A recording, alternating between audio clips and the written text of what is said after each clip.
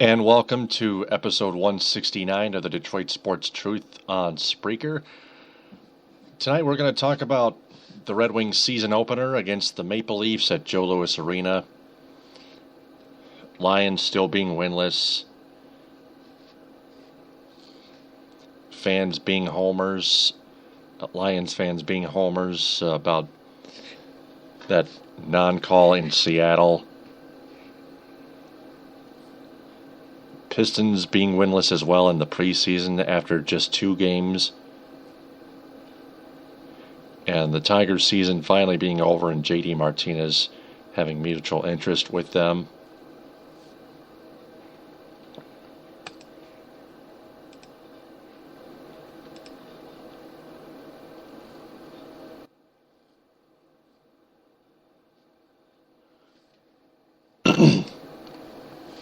Talking with Brian Cavanaugh by email.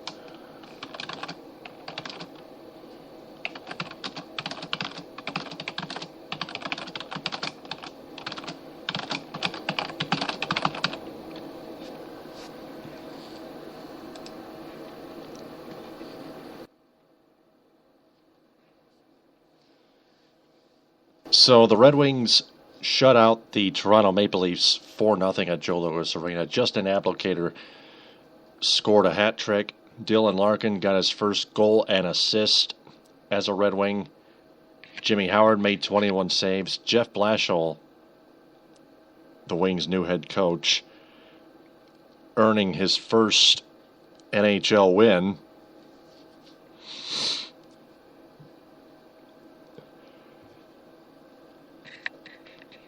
Tonight proved an example of why Blashill outcoached former Red Wings head coach and current Toronto Maple Leafs coach Mike Babcock.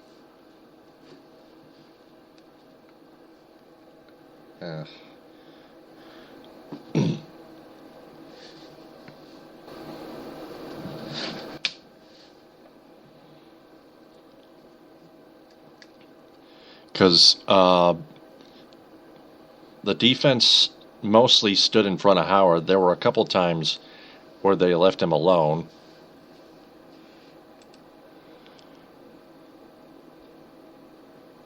But Howard was there all the time to make those saves.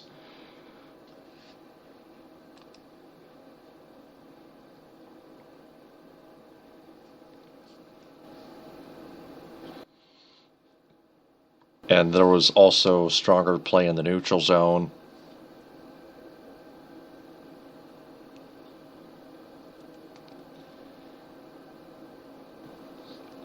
The Wings scored 2 goals in the first, 2 goals in the second, and that was it. So the Wings pick up 2 important points to drop their puck on the 2015-2016 NHL regular season. They head to Raleigh, North Carolina and take on the Carolina Hurricanes. Puck drops at 7 tomorrow on Fox Sports Detroit.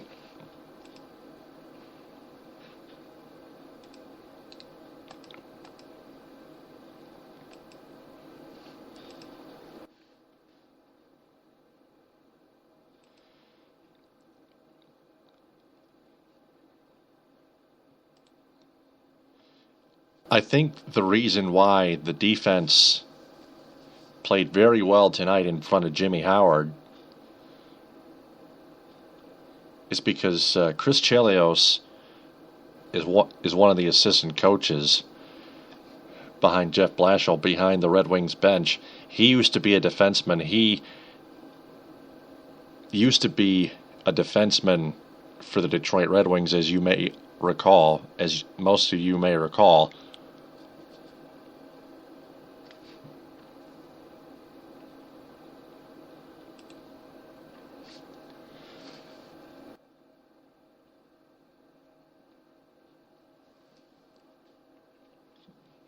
And Chelios is teaching the defense how to play grittier defense, how to block shots, how to check people on the back check, how how to get to those opposing scoring plays, etc.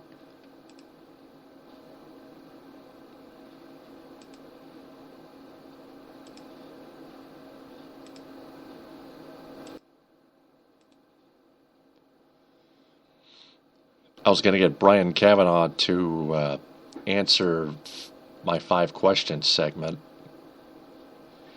He actually emailed me the answers, and I wanted him to answer them live on my phone on it in an audio interview.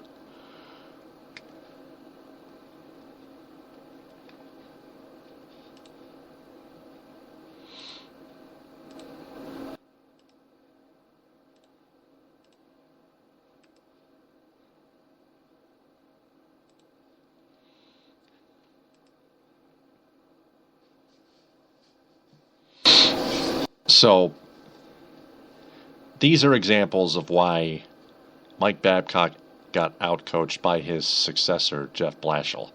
The former Griffins head coach, Todd Nelson, is the new Griffins head coach, Grand Rapids, AHL. Last I saw, the Griffins and the Bakersfield Condors were goalless after 1 period.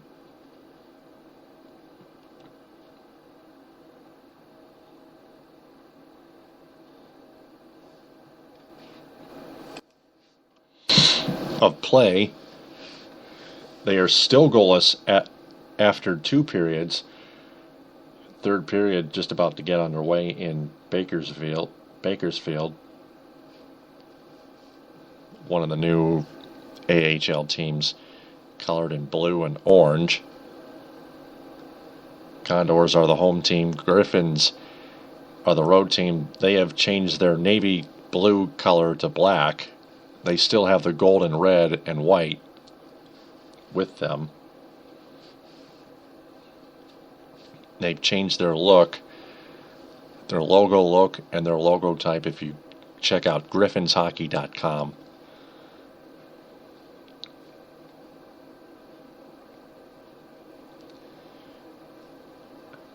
I want to get to Dylan Larkin first, just to fill up some time here. Dylan Larkin, when he entered the ice at Joe Louis Arena after he made the roster, the final roster spot,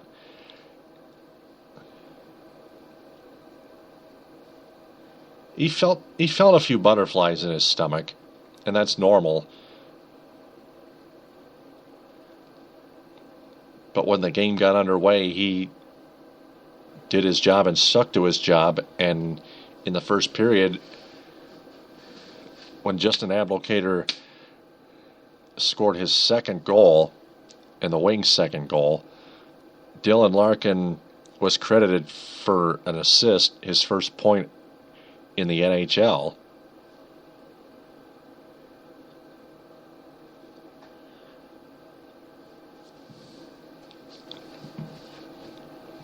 And then in the 2nd period, when he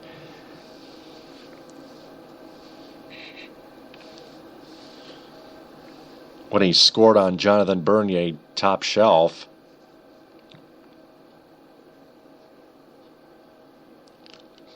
he was pumped up. He was really pumped up. He scored his first NHL goal.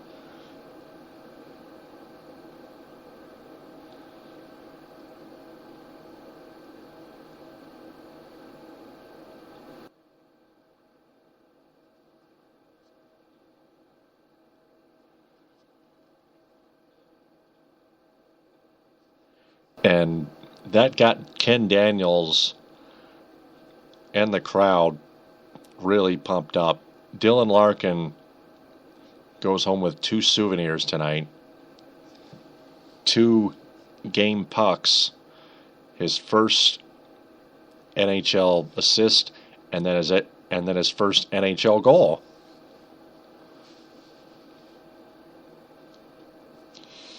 Now, Justin Ablocator has scored a hat trick before tonight.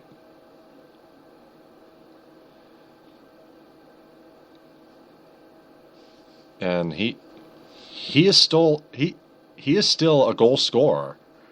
Is Applicator, former MSU product. Dylan Larkin, as you know, is a former U of M product.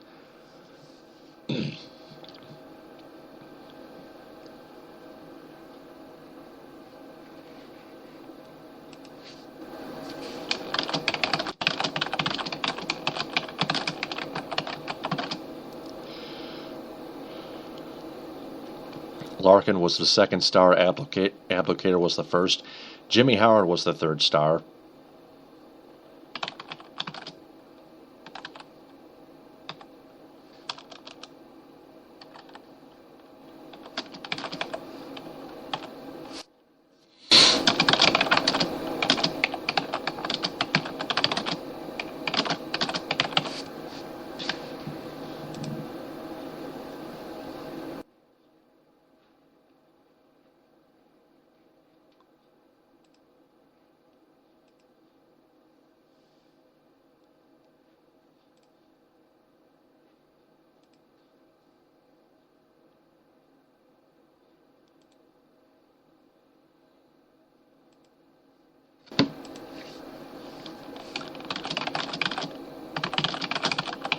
Second here, I'm sending one more message to Brian Cavanaugh here.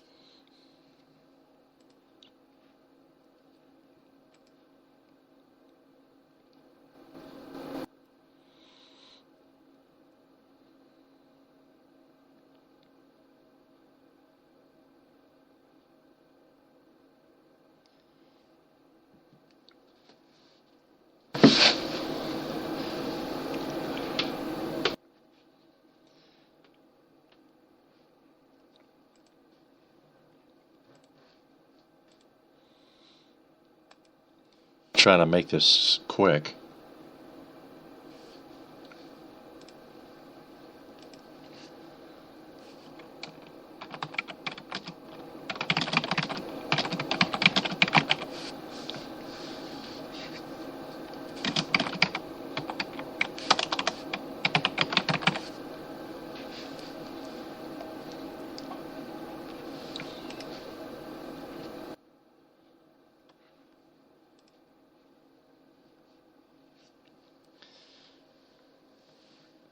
Now for the Red Wings' next opponent, the Carolina Hurricanes.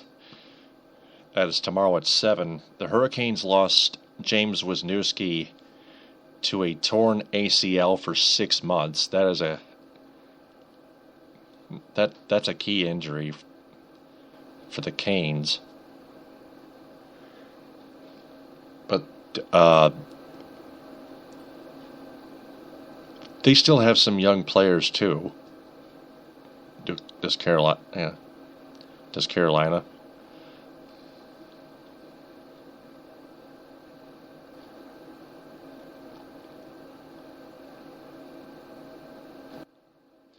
But I think the Red Wings will win that game.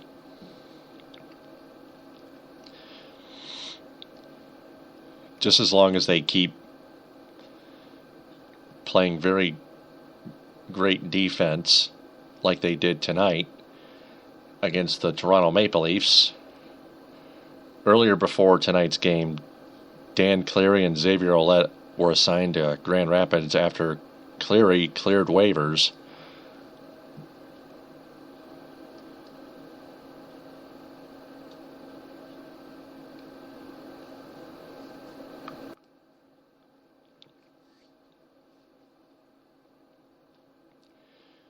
By the way, you can catch the Grand Rapids Griffins on the radio on Wood Radio 1300 AM and 106.9 FM in Grand Rapids, and Muskegon 1300 AM is in Grand Rapids, 106.9 FM is in Muskegon, You can also catch Wood Radio on iHeartRadio.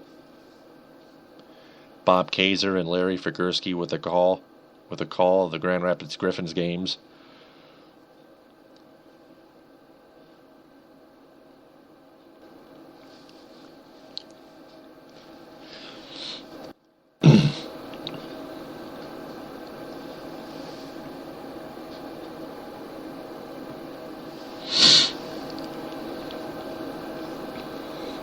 Griffins once again taking on the Bakersfield Condors on the road.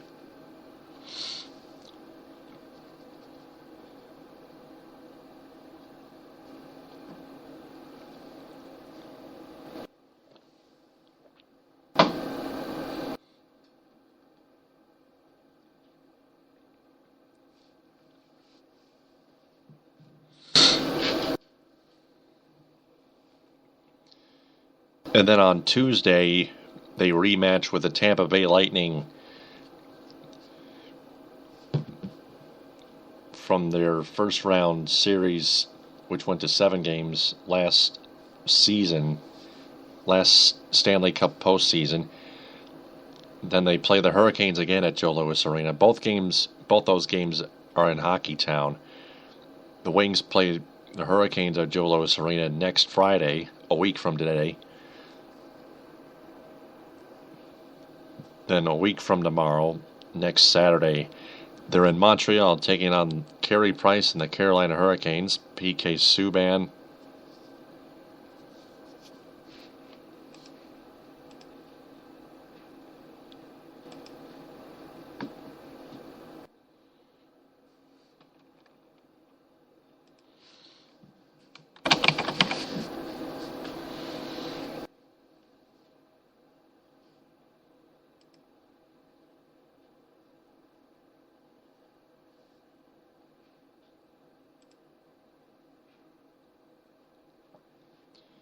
So Brian Kavanaugh says he can't do 5 questions tonight. Maybe they'll do something after they play a few games.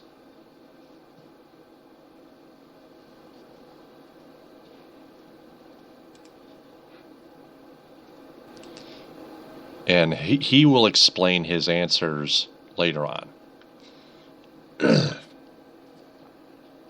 But so instead, for now, on this episode of the Detroit Sports Truth, I will ask you fans those 5 questions. It's time for 5 questions with Taylor the Gator Phillips. First off, you can call me at 231-429-3668. That is 231-429-3668. I want to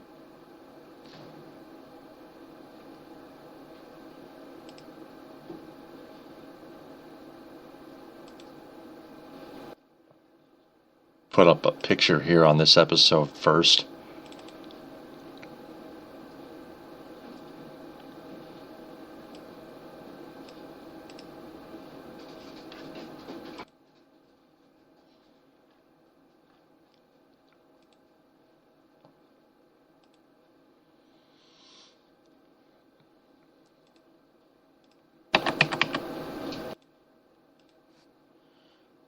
So,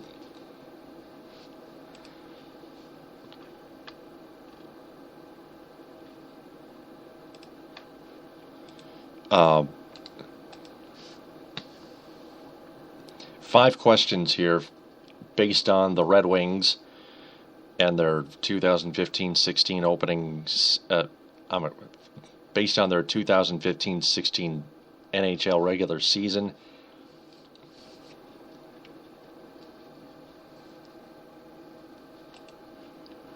Question number 1. How did you react when Mike Babcock left for Toronto and Jeff Blashill came from Grand Rapids to become the new Red Wings head coach? Question number 2. With the additions of Chris Chelios as one of the assistant coaches and defenseman Mike Green, do you think the Red Wings defense has improved? How so or how not?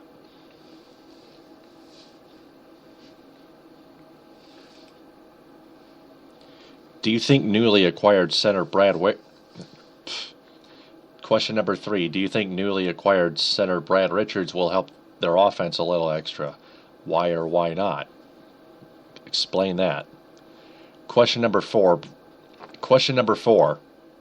Jeff Blashill has considered putting defenseman Brendan Smith on the power play, which might help in that department. Do you think that could have been considered in the past? Why or why not? And finally, question number 5, how do you think the Red Wings will do overall this season, and how far will they go in the Stanley Cup playoffs? Again, I'll repeat those 5 questions to you. Question number 1, how did you react when Mike Babcock left for Toronto and Jeff Blashill came from Grand Rapids to be the new Red Wings head coach? Question number 2, with the additions of Chris Chelios as one of the assistant coaches and defenseman Mike Green, do you think the Red Wings' defense has improved? How so or how not? Question number 3, do you think newly acquired center Brad Richards will help their offense a little extra? Why or why not? Explain. Question number 4, Jeff Blashill has considered putting defenseman Brendan Smith on the power play, which might help in that department. Do you think that could have been considered in the past? Why or why not? And question number 5, how do you think the Red Wings will do overall this season?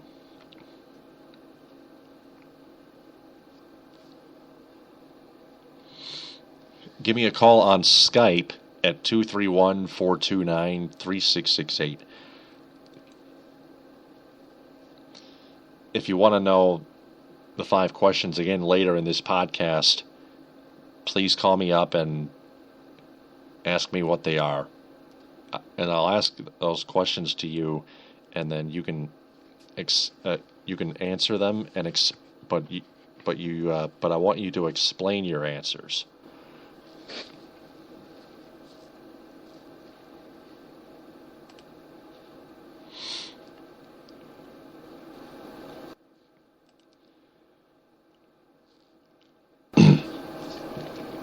So let's move on to the Detroit Lions. They're 0-4. They blew a 21-3 lead and lost to the San Diego Chargers and lost to the San Diego Chargers on the road.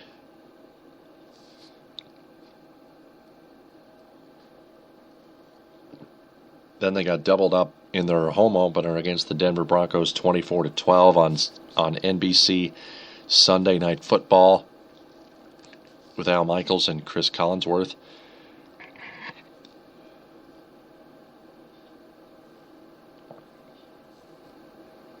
Wait, that's week 3. Week 2.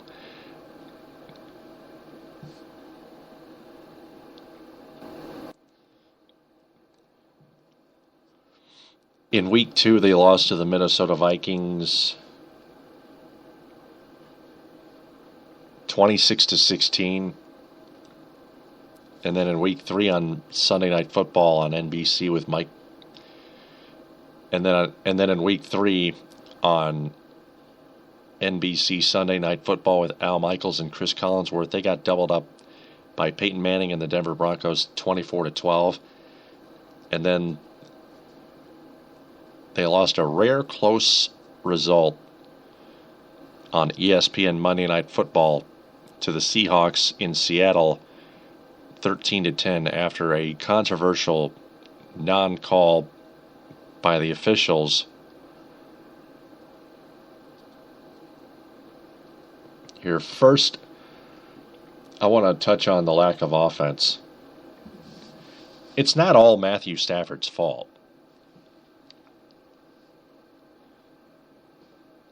I want to reach out to the Lions fans everywhere and say that to them. It's not all Matthew Stafford's fault. of course, Stafford is not throwing accurately enough, but the offensive line is not helping him. He's being rushed by the defensive line in the opposition on the opposite team.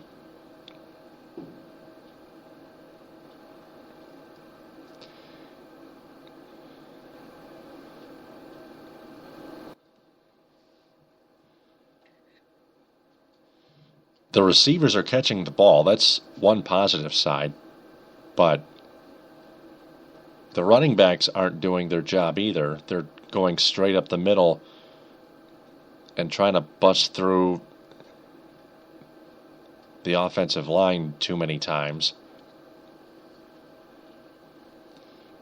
And that's just mediocre.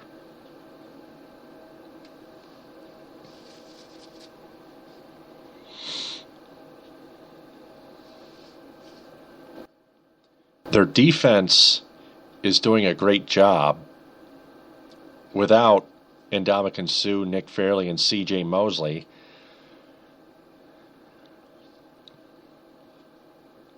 The most they have allowed was 26. That's still under 30, and that's still good. Not quite great, but still good.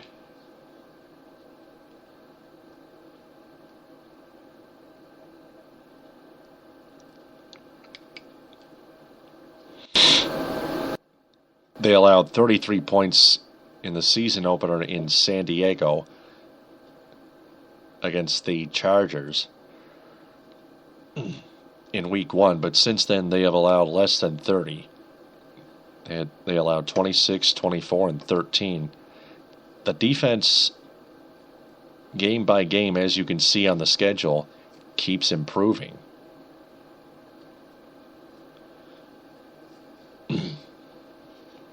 But the Lions have a much tougher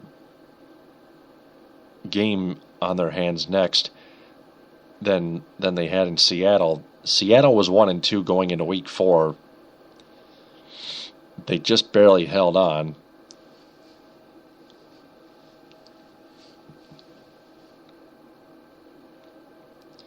But that play that Cam Chancellor made against Calvin Johnson has to tuck the football tighter onto his chest and not extend the ball towards the goal line to try to break, and not extend the goal line to try to, and not extend his arm with the ball in his hand to try to break, God, and not extend his arm with the ball in his hand to try to break the plane for the touchdown with 3 Seahawks defenders on him.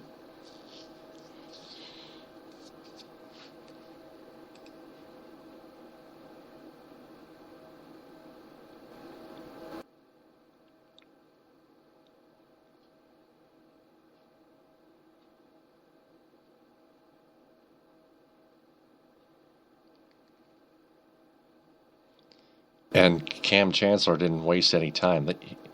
He saw a perfect opportunity to knock the ball away. And that was before the ball broke the plane.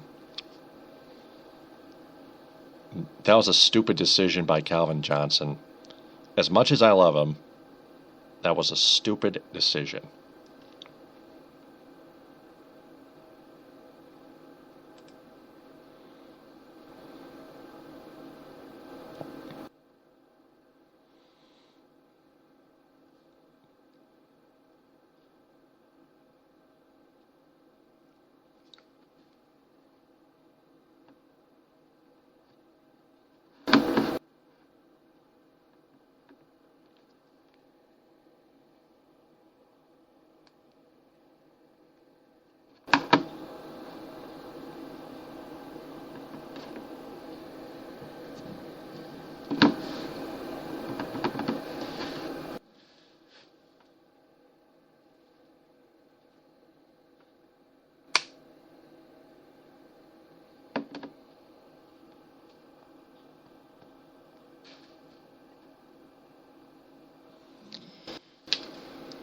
So let me hear. Again, the Red Wings winning 4-0.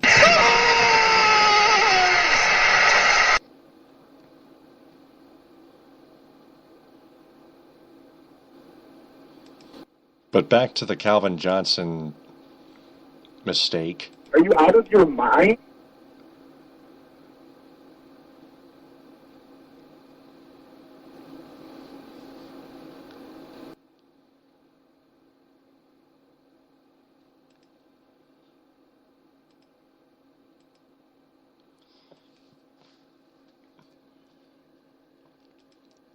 It's a very simple idea. Just look around you. Look for defenders that are trying to knock the ball away. Look at the defenders that are trying to tackle you to save a touchdown. You have to be more aware than that of defenders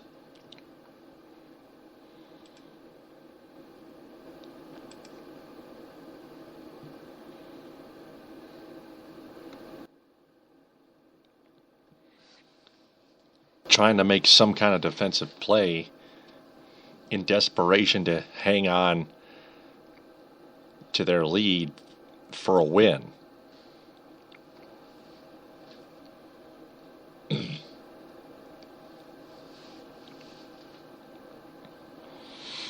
have to think fast and make the better decision. What you did costs you. And that was a stupid mistake. You're crazy! I get it! You're crazy! You're crazy! Are you crazy? Now, as far as the illegally batted ball is concerned, of course the referees did not call that. Now, mind you, the rule is, if that happened, the Lions should keep the football and the ball should be placed at the half-yard line with a fresh set of downs. But instead, they let it go and rule the play as a touchback. And Jim Caldwell didn't call that.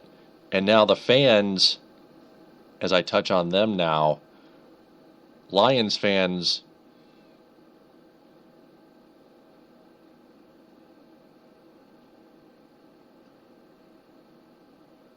are hating on the referees and saying that the refs hate the Lions. You're just a crybaby, a coward!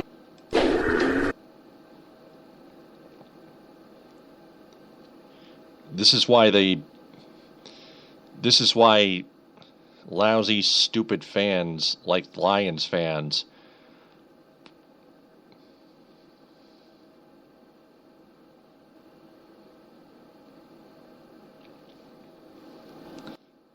and players and the media and the mainstream media become homers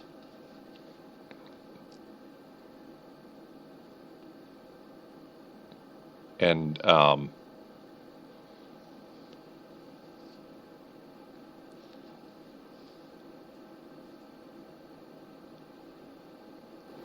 it makes them think of what happened in Dallas in the playoffs. The fans react like crybabies and cowards. You're just a crybaby, a coward!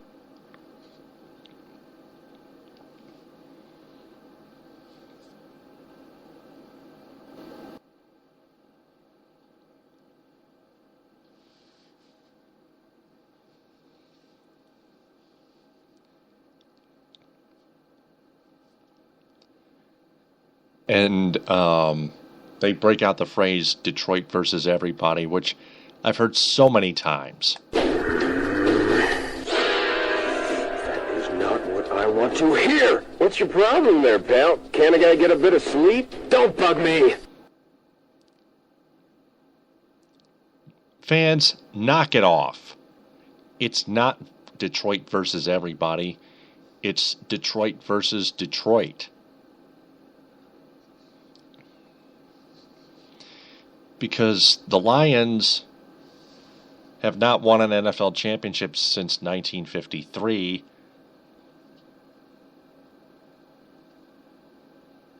And they have only won one playoff game since 1957.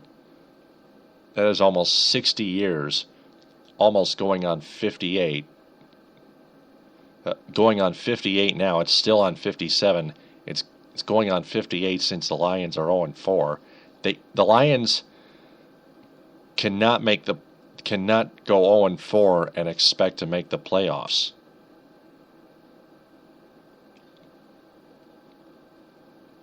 They can go 4-0 and expect to make the playoffs, but they can't go 0-4 and expect to make the playoffs. As Ed Smith, hashtag streaky for Kemdiche, spelled Nkemdiche.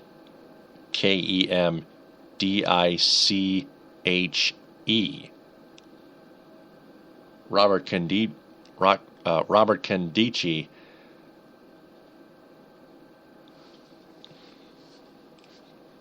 let me look him up here.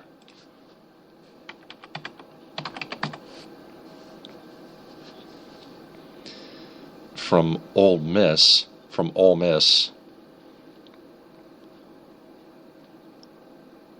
Yeah, Robert Kemdiche.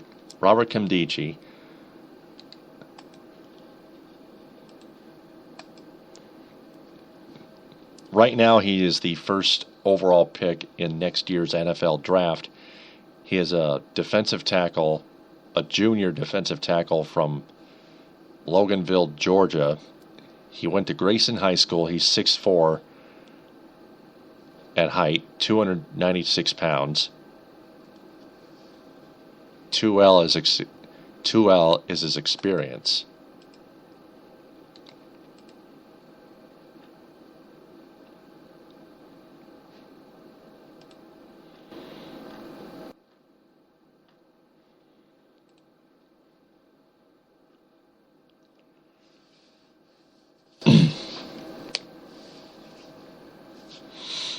He has made 85 total tackles, 16 thus far this season, 34 in 2013, 35 last year.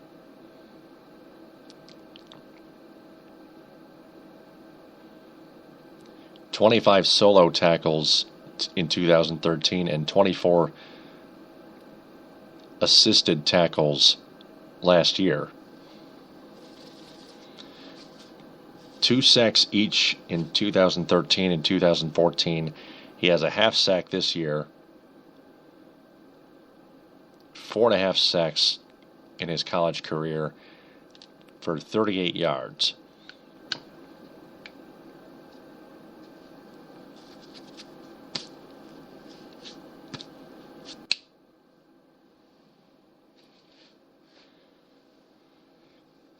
He has played 29 games in his career at Ole Miss.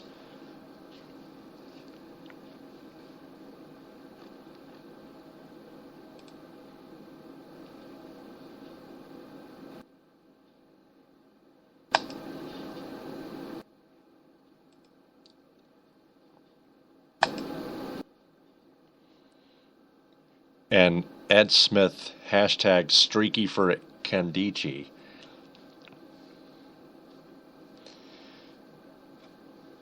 And I wanted to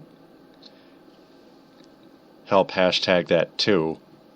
I want everybody to retweet it too. Streaky for Kemdiche is the hashtag. As the Bakersfield Condors just scored to make it 1-0 in the third period.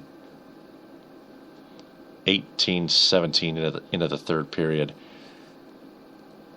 Andrew Miller from Pekaranen.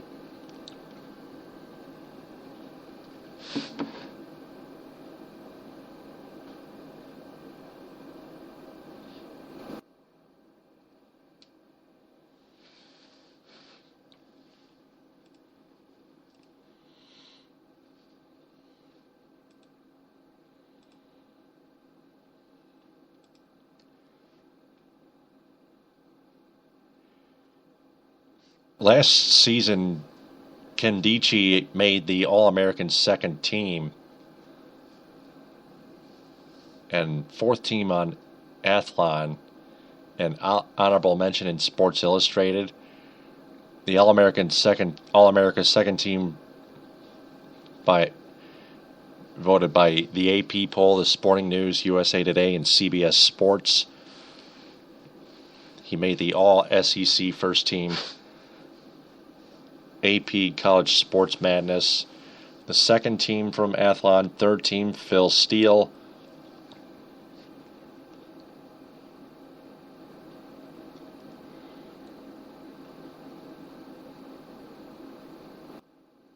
...2013 was his freshman year. He made the first team freshman All-America team and second in by Athlon and College Football News.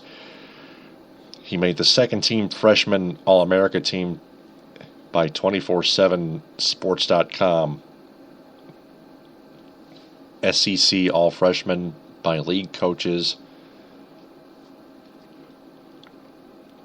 He started in 10 of his 11 games, 6 at defensive end, 4 at defensive tackle.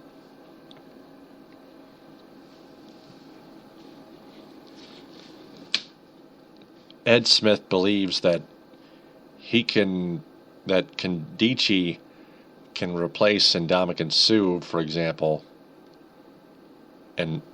or Nick Fairley, or one of the two, or C.J. Mosley, one of the three.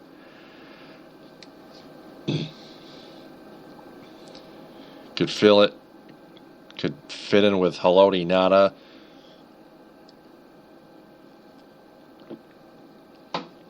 who was out for week 5. Tyron Walker is done for the season with a broken leg. Ouch. But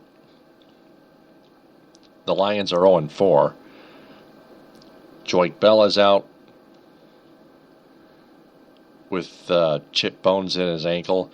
DeAndre Levy will return this Sunday, finally, when the Lions play the Arizona Cardinals, after he had a contracted parasite in one of his hips when flying his plane before preseason earlier this past summer. It is already fall,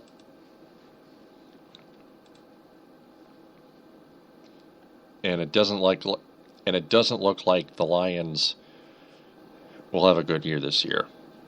Sorry, Lions fans, but we are pulling for the Lions to go 0-16 and get Robert Kendichi in the first round of the 2016 NFL Draft. 0-16 is likely not going to happen. They have the Chicago Bears after week 5. The Bears are in week 6 at Ford Field. That's Sunday at 1 on Fox.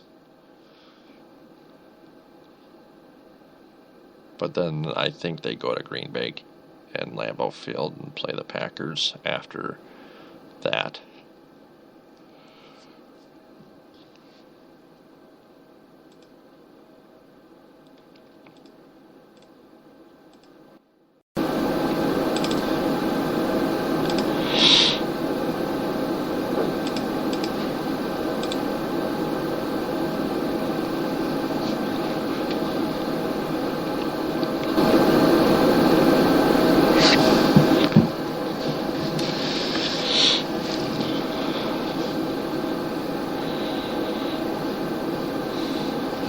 Kendichi is a junior, but we want the Lions to draft Kendichi soon, next year. So, with all that being said, the Pistons start 0-2 in their preseason. All I can say is they're off to a rough start. They lost to Slugfest 115 to 112 at the Palace to the Indiana Pacers this past Tuesday. And then the past Thursday, they lost to the Brooklyn Nets 93-83. You're crazy! I get it! You're crazy! You're crazy! Are you crazy?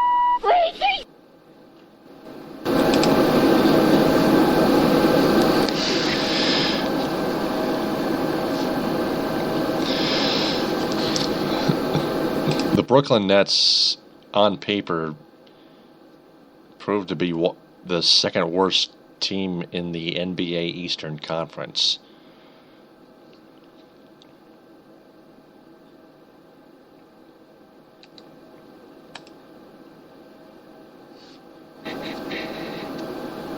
But the Pistons still find a way to lose somehow, and injuries are not the excuse.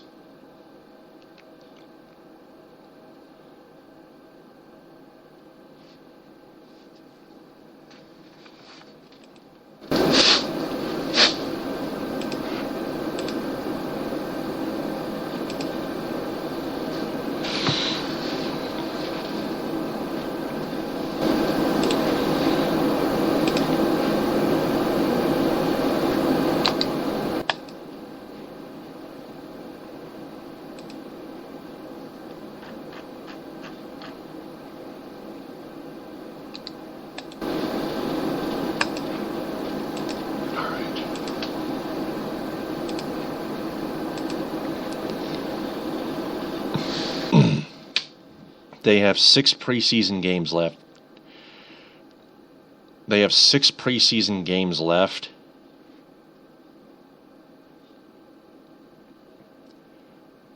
Saturday, they are in Milwaukee at the BMO Harris Bradley Center at 8:30, taking on the Bucks.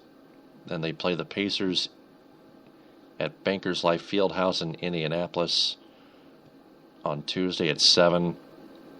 Then on Wednesday, they go to the United Center and play the Chicago Bulls at 8.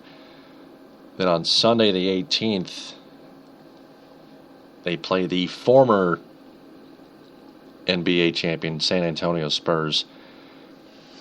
Former NBA champions San Antonio Spurs at 4 o'clock p.m. Eastern at AT&T Center.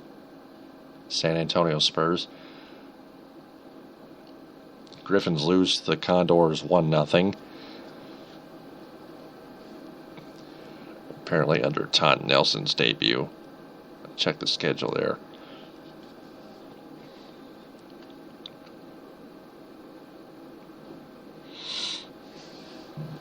Then they played two more preseason games at the Palace on Wednesday the 21st at 7:30 against the Charlotte Hornets, and Friday October 23rd at 7:30 against the Atlanta Hawks. The Atlanta Hawks are a very good team.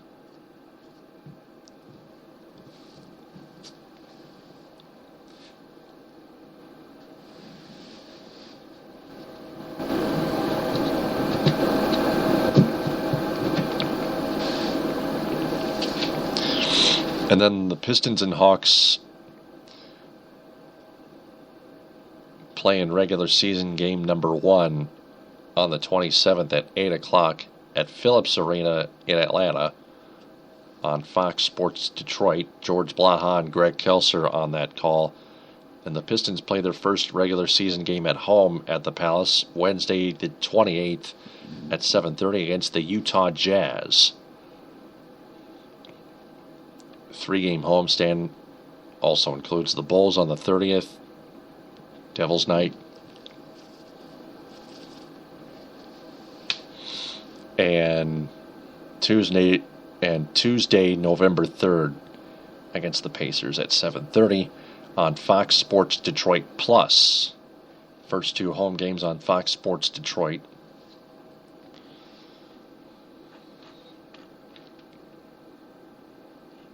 before they go back on the road out west to play the Suns, Blazers, Warriors, Kings, and Clippers, and Lakers. A long 6-game West Coast road trip.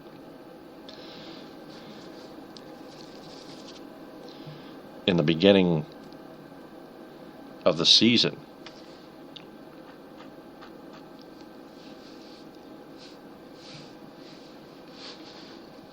Which is always grueling to the Pistons. But I expect the Pistons to make the 7th or 8th seed this season, this upcoming regular season.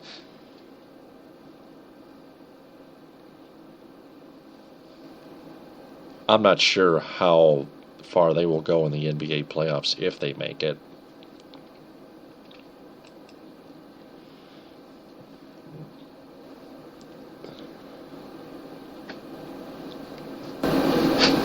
So we got that out of the way. I'll give a quick Tigers update. That one is long gone. The Tigers, after finally ending the misery of their 2015 NBA, the Tigers after finally ending their 2015 MLB regular season, the misery thereof,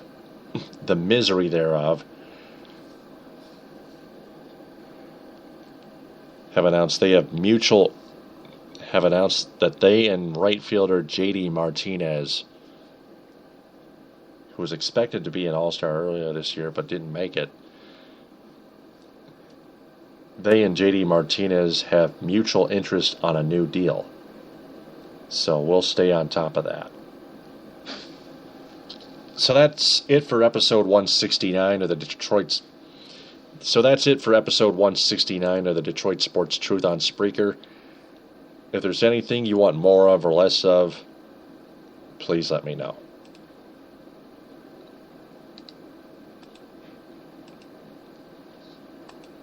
So,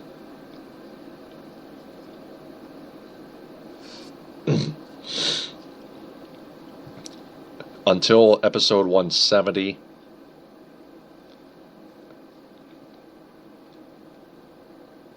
this is Taylor Phillips signing off. TTFN, ta-ta for now.